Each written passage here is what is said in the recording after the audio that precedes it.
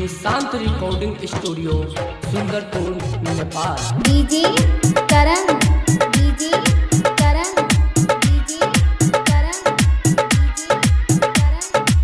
सोनिया के हमारा सामान बड़ी छोट बा, का कही सखियो करा से ना कुछ होत बा, का कही सखियो करा से ना का कही। सोनिया के हमारा सामान बड़ी छोट बा, का कही सखियो करा से ना कुछ होत बा।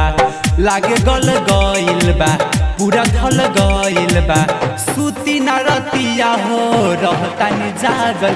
जवानी में जम लागल, जवानी में जम लागल, जवानी में जम लागल, जवानी में जम लागल,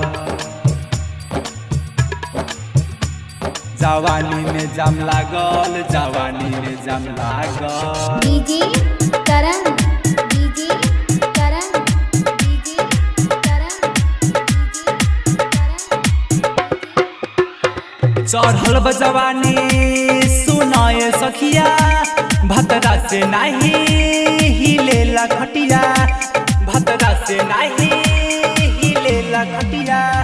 चढ़ल बा जवानी सुनाए सखिया, भतरा से नाही हिलेला खटिया।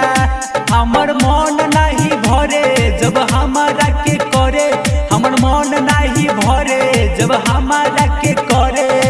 नया नया फीलिंग खातिर रहतानी पागल। जवानी में जम लागल, जवानी में जम लागल, जवानी में जम लागल, जवानी में जम लागल,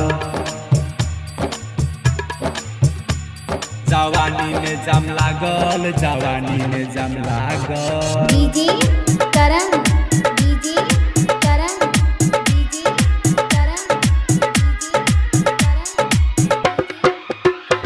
भतरा के लागे बाझड़ गइल पानी, यरऊ से ना सखी बोलतानी, यरऊ से ना सखी बोलतानी।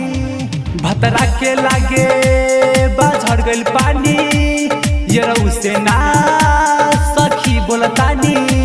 विकेश हमर राजा धरे ना हमके पाजा, करण हमर राजा धरे ना हमके पाजा। हमारी जवानिया में अगिया लागल, जवानी में जम लागल, जवानी में जम लागल, जवानी में जम लागल, जवानी में जम लागल। Nishant recording studio Sundarpur Nepal.